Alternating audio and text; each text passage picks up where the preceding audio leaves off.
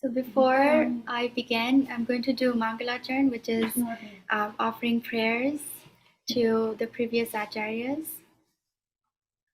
Om Ajnana-timirandhasya Jnananjana-shalakaya Chakshurunmilitam Yena Tasmai Shri Guruve Namaha Shri Chaitanya Manobhishtam Sthapitam Yena Bhutale Swayam Rupa Kadamayam Dadati Swapadantikam Vandeham Shri Guru Shri Juta Padakamalam Shri Gurun Vaishnavamscha Shri Rupam Sagrajatam Shagana Raghunatham Vitam Tam Sajivam Sadvaitam Savadutam Parijana Shaitam Shri Krishna Chaitanya Devam Shri Radha Krishna Padan Shagana Lalita Shri Vishakanitamscha He Krishna Karuna Sindhu Dina Bandhu Jagatpate Gopesha Gopika Kanta Radha Kanta Namastute Tapta Kanchana Gaurangi Radhe Vrindavaneshwari Vrishabhanusute Devi Pranamami Haripriye Vanchakalpatarubhasya Kripa Sindhubhaiva cha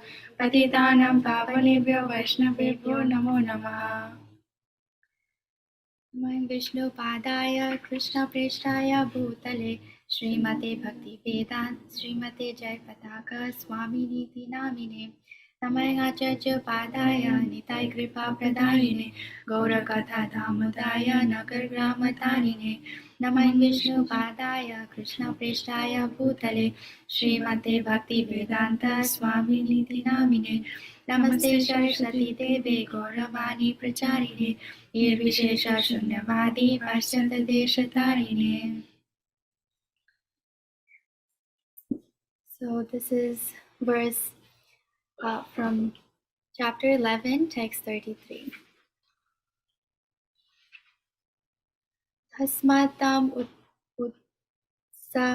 Utishta Yasolabhasva Jitva Shatrun Bhumtasva Rajyam Samriddham Maya Ivate Hatya Purvam Eva Nimitya Matram Bhava Savya Sachin. Would anyone like to read the translation?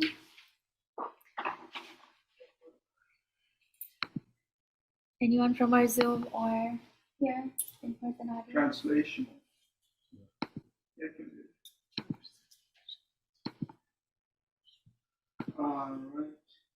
Therefore, I do not know this version I have from the internet. Therefore, you stand up, attain fame, and by conquering the enemies, enjoy the kingdom of rich and wealth and food. All these warriors have already been killed by me. O Sabyasachi, that means like who never sleeps. You merely be an instrument. Did I read that one? We actually, you read a different version, so we'll read the one from the Bhagavad Gita as it is. Sabyasachi refers to one who can shoot arrows very expertly on the field. Okay, so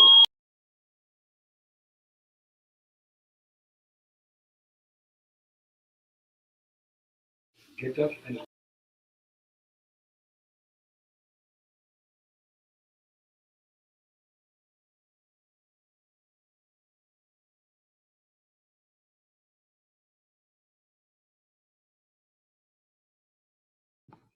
now try again. therefore get up and prepare to fight. After conquering your enemies, you will enjoy a flourishing kingdom. They are already put to death by my arrangement, and you, O Sabyasachi, can be but an instrument in the fight. Purport: Sabyasachi refers to one who can shoot arrows very expertly in the field. Thus, Arjuna is addressed as an expert warrior capable of delivering arrows to kill his enemies. just become an instrument. Nimitta matram. This word is also very significant. The whole world is moving according to the plan of the Supreme Personality.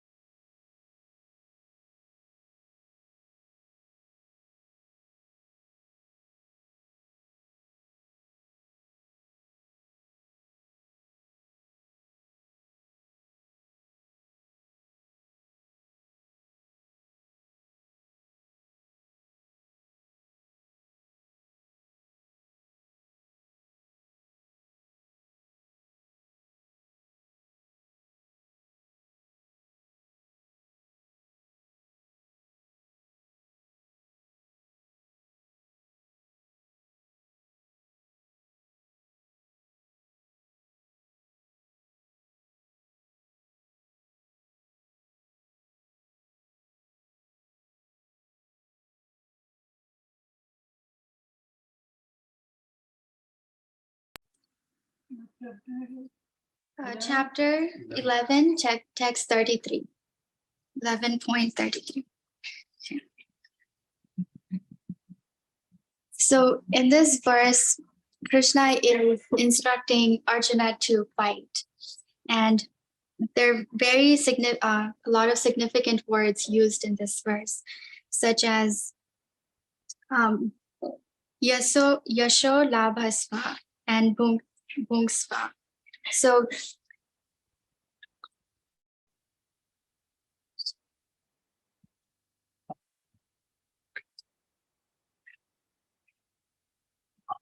bhungsva means to enjoy, and normally devotees are instructed not to enjoy in this material world, but uh, Lord Krishna doesn't want us to not enjoy. He also wants us to enjoy. And so how can we enjoy in this world? We can enjoy by being engaged in devotional service of the Lord.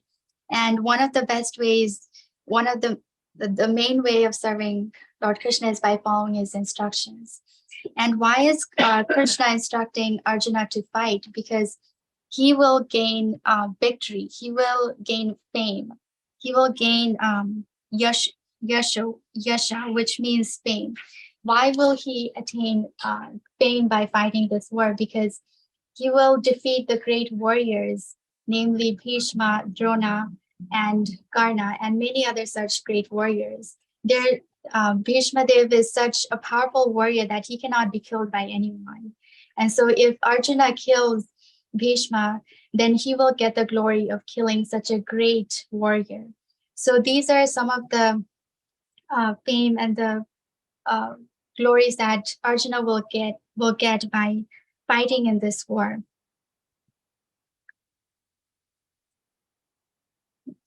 And Krishna is telling Arjuna that everyone is already dead.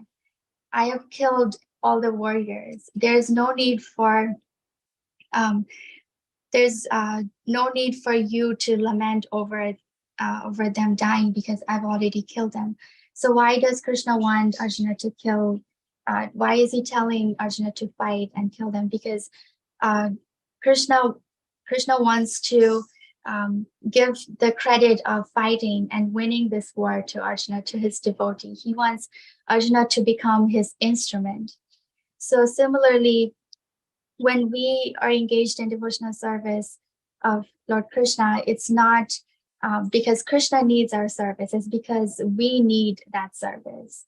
And by doing so, Krishna he's empowering us, and he increases our glories as well. If Krishna wants everyone to be dead, they're already dead. There doesn't need to be a fight or a war to kill everyone. If Krishna wants there to be a temple in Baton Rouge, it will happen. He doesn't need anyone else to build it. But why does he instruct his devotees to take up this service? Is only to increase their glories, to engage them, and to give the devotees the happiness, the enjoyment of spiritual bliss. Our whatever enjoyment that we get in this material world, it is all temporary, be it success or failure. Even if we endeavor with our own effort to win something or to get something, we might get it or we might not get it. When we get it, we'll be really happy, and when we don't get it, we will be really upset. But both of those conditions, they're very temporary. But whatever we feel in spiritual on spiritual platform, it's all permanent, it's absolute. So whenever we feel happiness in serving the Supreme Lord Shri Krishna in devotional service, that enjoyment is permanent. And Krishna assures us that Krishna assures Arjuna that they're all the result is already certain. You don't have to worry about what will happen. Krishna will make all the arrangements for the Pandavas to be victorious. But Krishna is not giving Arjuna the license to kill everyone. He's just assuring Arjuna about the result. So in that way, Arjuna can become an instrument in this great battle. And so we can learn from this that whenever there is service available, devotional service for us, we should not shy away from taking up that service, no matter how big or small that may be. We should always come to the front to take up that service. And by that, we will get pleasure, we will get happiness. And that happiness is not temporary, it is absolute. And from that happiness, we will get the enjoyment that Krishna is mentioning here, that when we're engaged in devotional service, we are always happy. And that's my takeaway from this verse. So I'd like to open up to all of you. What do you think about this verse? That do you all, yeah. I think that although Krishna said that he's already killed, but Krishna wants to prove also that Arjuna, the big fighter, he should observe his dharma. Mhm. He needs to fight it, show that he can, and clear his doubt. He was doubting all the time, whether I should or should. But Krishna said, you have to observe your dharma, that you have to fight. He was studying that. That's why I asked to keep on the Yes. Krishna is saying that when you're performing his duty, perform it for me. Give the results of your duties to me. That way, you will not be agitated by the failures or the success of it, because we definitely get really happy upon achieving great success. And we also become really really sad or really depressed if we do not get what we desire. So when we're doing it for ourselves, we are bound to feel those temporary emotions. But when we do it for Krishna, when we give the results to Krishna, we don't feel that that upset if things don't go that way, because we know we have tried our best and Krishna is taking care of the rest. Yes, that's a really great point, that we should perform our duty. The premises of this whole thing is, if you look at the beginning, he doesn't want to kill anyone, like Arjuna. He doesn't want to. He says, Bhishma is my grandpa and uncle, everybody. If you read chapter 1. So now, this is right after Vishnu Pradarshini. And so Vishnu, when he God Krishna showed his visual to Arjuna, and he sees like everything, everyone is going in his mouth, and like they're disappearing. So Krishna says like just be nimitta, meaning like you're you're just getting it. Somebody else could do this one, but why don't you take that glory? I've already done everything for you, and take that glory and do the thing, and duty. You said like duty through life, right? So we all, and I like what you said also, that if you do it for yourself, you will become happy, you become sad about that, right? But if you do it for God, then you're doing it for God. So there is no cause to be happy or sad, because you're doing it for God and you're always happy. I think like that's the message. Thank you for sharing that. Anyone else would like to share anything? Are there any questions or comments? Okay, I have a question for you. So what is something in your daily life that you take as duty, which you think you can offer to Lord Krishna and do it as devotional service? I recite the worship his name, and do the jap mantra. Yes. And I- that's the best way. I think. Chant his name. Chanting his holy his names. And he would. Mhm. Also offer flower, water, fruits, other Krishna medicine, vegetable. I can remember 9 things mentioned that we can do. Yes, the 9 processes of devotional service, starting with Shravanam, Savanam, Kirtanam, Kirtan, Smaranam, Smaranam, Padasevanam, Vandanam, and Padasevanam, yes, Padasevanam. the So, 9 devotional service. so starting with listening. Listen. Listening from a bona fide spiritual master, listening from a person who already knows about the Lord, who can show you what is absolute truth. What other things?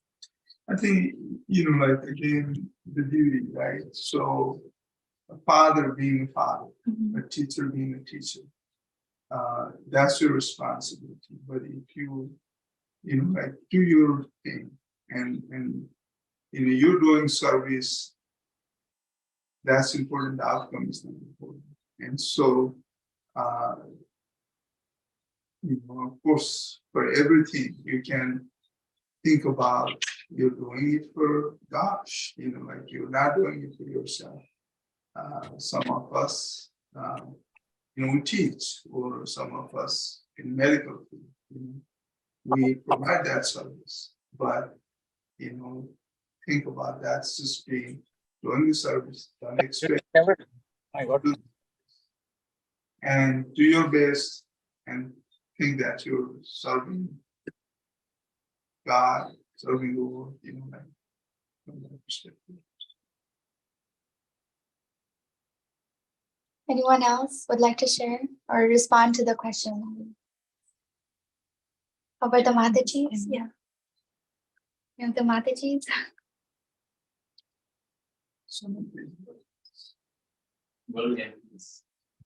Anything.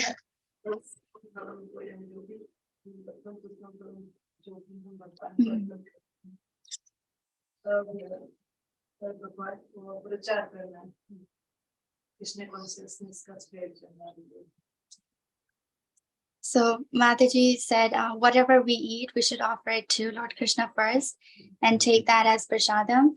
And second, we should spread the holy name or spread Krishna consciousness, because that is the greatest benefit for all humankind.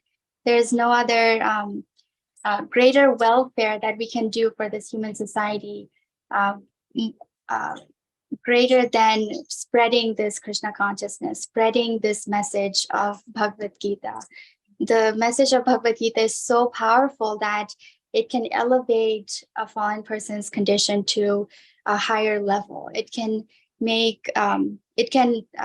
take out people from depression, from any sort of suffering.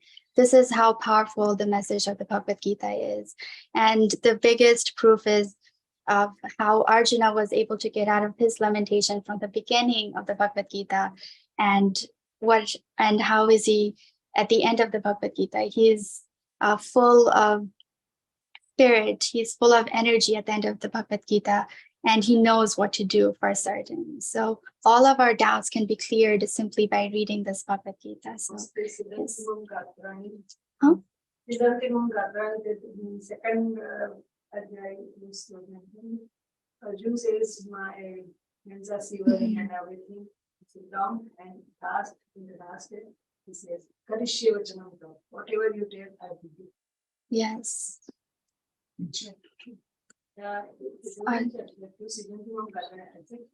It's in the first chapter. It's first chapter, last. Yeah, last few verses. This is my hand is shivering and we give up his and everything. The trembling. Yeah. It's one of my favorite verses where Arjuna is describing how he's feeling. Sometimes when we just don't know what to do. We feel very scared of what will happen, of what I should be doing now. These are the symptoms that we also have or display when we're in such a condition that our throat dries up, tears start rolling from our eyes, our hand starts shaking, our hair stands on the end. These are the symptoms of confusion, of lamentation. But after hearing the Bhagavad Gita, Arjuna's all doubts are cleared. He knows for certain what he should be doing, and he gives his 100% best at what he's doing. And whenever Arjuna deviates throughout the fight, Krishna is always there to pull him back on track. And yeah, so any other thoughts? Yes, Harival Dandavat Pranam. Yes, also from our Zoom audience. Yeah. Harival. Hare Krishna, Danan Prabhu. 1 second. What? 28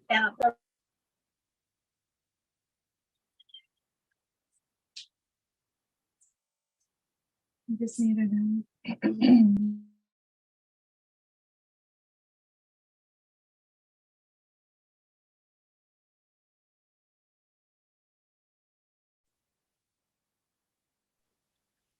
Okay. I did unmute. Thank you for nice classes. So I have a little question. Chanting is the part of devotional service. Yes. So if I forget the chanting and if I not do the properly, how I get the more concentration for the chanting for devotional service? Wow, that's an amazing question. Even I'm looking for the answer to that question, but I'll try my best to answer. If we're chanting and we're not able to concentrate, we should try to chant in the association of devotees. And we should try to chant loudly and clearly so that we can hear what we're chanting. And whatever thoughts, the main reason why we are not able to focus is because we have so many thoughts going on inside our mind. And those thoughts disturb us, even though we can't hear them, but they're always going on. There's no stop of such thoughts. And that is why it's really important for us to chant loudly and clearly enough so that we can hear the words. And when we're chanting loudly and we're hearing the words, our thoughts will not disturb us so much.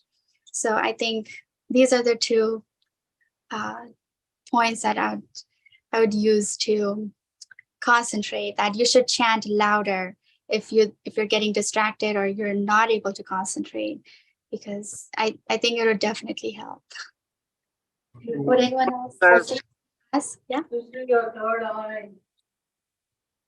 When you start chanting, This is good answer and perfect answer. Thank you so much. And I have little question. How I avoid my forgetfulness to the Krishna? How what? I always forget the Krishna. How I avoid it? How I more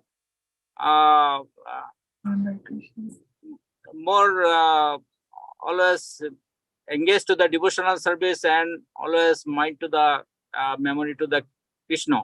How I do? What is the process of the more consciousness to Krishna? Again, I think the best answer to this would again be association of devotees. There's no other way by which we can remember Krishna. When we're alone and we're trying to read the Bhagavad Gita or we're trying to chant, our mind is always there to tell us, don't do that. And we get so easily attracted by all the things that our eye catches or whatever soft things we feel, whatever good things we eat. Our mind always gets distracted by all those things. But when we come in the association of devotees, the devotees are already practicing Krishna consciousness. They're remembering Krishna all the time. So when we come in their association, we will somehow or rather gradually, we will also remember Krishna always. Just like if you put a metal rod in fire, the metal rod acquires the qualities of fire. When you put the metal rod in ice, cold water, it acquires the qualities of ice. So similarly, when we come in the association of devotees, they're already spiritually Krishna conscious. So we will also become Krishna conscious when we come in the association of devotees, even if we don't want to do chanting, even if we don't want to do devotional service. If we're constantly engaged or if we're constantly associating with devotees, we will gradually acquire their qualities and we'll also begin to remember Krishna. We'll also want to chant. We'll also want to do devotional service. So I think the first step is to always get devotee association. Then there's so many other tips I think that we can use to remember Krishna. Yes. So we have kirtan. Yes. A lot of people together, they're chanting. So this louder. Yes. So that makes an environment that you forget about it. That is the Yes. best thing to keep joining the kirtan. rather than Yes. That is exactly, we have this Sangha. Every Sunday, Yes. every Sunday for the services, just keep it on your agenda. I have to go, Yes. rain or shine. If I cannot get up also, I will come. I have come with very bad weather also. And these people were scared, so I had to change lanes every now and then. There's water on the street, detour, I made it here. Good. And the other thing is, the recording of Prabhupada, so I had it. So I pray with him, chanting. He's chanting, I'm chanting, so I'm not alone. Yes. And that makes me chant more. Perfect. That is the proper guide, how to chant. The way Prabhupada does. Yes. Just follow that. Yeah, chanting with Prabhupada's recording is also a powerful tool in engaging our mind in chanting or devotional service, because Prabhupada never gets distracted. So yeah, I see Rico raised his hand. Rico, hi. So recently I just finished reading. Thank you so much. Perfect answer and congratulations. Thank you. This is their first. Thank you. Question. Rico, How to be a better ashram devotee?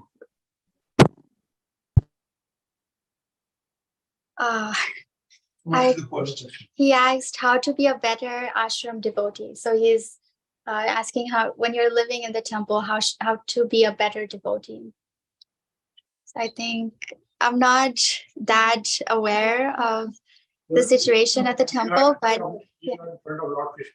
yes. And then the other priests are there to guide you in case you do anything wrong. Yes. That's the way I would think. Mhm. So Be I- under yeah. guidance of senior devotees. yeah, so the best answer to that would be following or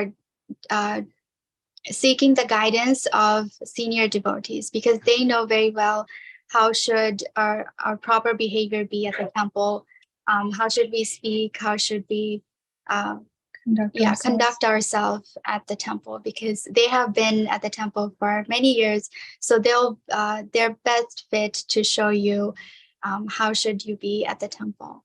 So the short answer is just follow the instructions of the senior devotees at the temple.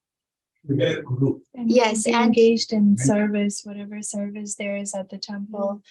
Always, step forward to perform your service. Whatever, The main thing is, like in any situation, any surrounding, any, like the context, a devotee has to be in mind, like the sense pleasant thing. If you try to get rid of that, you'll be a good devotee, good priest, like whatever guru. But many people, many, right? So just like in Bhagavad Gita, it says there are billions of people, right? Those people who become aware of mukti, right? Mukti, getting to God. There may be, like maybe 0.1% or 0.00. But then, like, who get that mukti? Mukti is nirvana in English, right?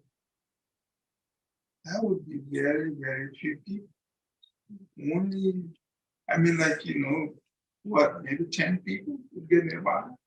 We all have, we cannot get rid of our sense pleasure. We want to see a movie, we want to, do this or that.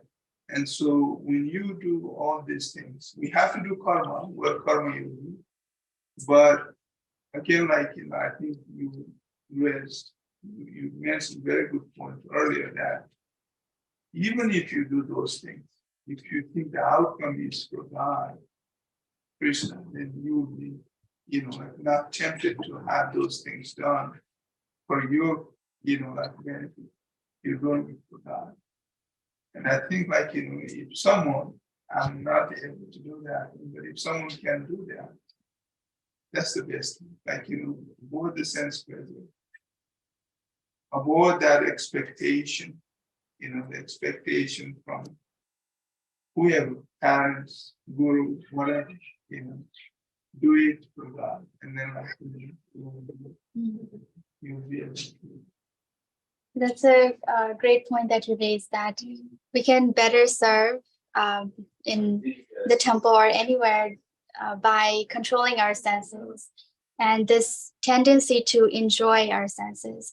And that is exactly why we're chanting this Hare Krishna Maha Mantra, because there's no other mantra that can help us as much as this mantra to curb our sense enjoyment for desires, tendency. So this mantra is specially designed for us to control our senses and direct it in the correct way, to use our senses in the proper way of devotional service instead of misusing them and only using them for our sense pleasure. So yeah, earlier we had a question about like how to focus. Close your eyes, and you mentioned that close your eyes and think about God Krishna's figure. Just focus on that. And you said like focus on Focus Prahlada. here. But like Sing the chapter, telling to read, and Krishna can how to focus on it. people have a hard time focusing right here. So I would say just right there, Jaya Sri Krishna. Just focus on that. Or like focus on something. It really doesn't have to be, I said like Krishna, you can focus on that. Bhajan, you can focus on Shankarji, like Shankarji's head only, like focus on only on that. You will, focusing, it's easier to focus on something that you respect than like focusing on Monday. So So Yeah. we move to the No, final. wait. I have the last point. Yeah. Very first type of meditation. You can try different ways of focus and you can see like what is making you focus better. Like how even a candle or Krishna's murti, or you can try different ways. So the eye and whichever works on your mind. Okay. The purpose is to focus, right? Mhm. Yes. Regarding all the methods of focus that has been brought up, I'd like to add that yes, there are numerous ways of focusing, but this Maha Mantra has been proven to be the most effective. There is no other method that is as effective, as good at giving you tangible results as this mantra. There are many ways of focusing, such as focusing on the tip of a candle light, or just focusing on void, just focusing on anything. But when you're focusing on the sound vibration, you're engaging all of your 5 senses. You cannot gain focus if even one of your senses is not engaged. Just like on a boat, if a boat can be swayed just by a gust of wind on the ocean if it's not properly situated. So just like that, if any one of our senses is not engaged, we will get distracted. And when we're chanting this mantra, all of our 5 senses are engaged. Our tongue is engaged in chanting. Our ears are engaged in listening. Our sense of touch is engaged when we're holding the beads. And our mind is engaged by thinking about Lord Krishna. So in this way, when all of our 5 senses are engaged, we can gain focus, complete one-pointed focus. So that's why the Srila Prabhupada emphasized greatly on this Maha Mantra, and so many thousands and increasing many more people all over the world, they're taking up to this process. All those people, they have tried numerous other ways of focusing, but they have not gotten the same experience as with this chanting this mantra. So that's why we're focusing greatly on this mantra. So as you're chanting a mantra, like again, mind is dangerous thing, right? Good thing, dangerous thing. It travels so fast. And so as you are chanting, still like you're chanting, but your mind is going, like for me, it's going to Another part. yeah, Nepal, where my parents live, going to all these different places. But like once you start thinking, as you're chanting Maha Mantra, think about God. Yeah, you have the picture of Krishna, you just consider on it. That's it. Or you can just have the Maha Mantra in front of you, and you can just look at it Close your eyes. while you're chanting. Thank you so much, everybody. We are planning out our time. Very much. We would like to meet again. Then, Yes, thank you all so much. Thank you, Eli, for asking such a wonderful question. So we'll move to the final part of the Yeah. program, which is Aarti. Just give us one moment. We're going to set up the camera.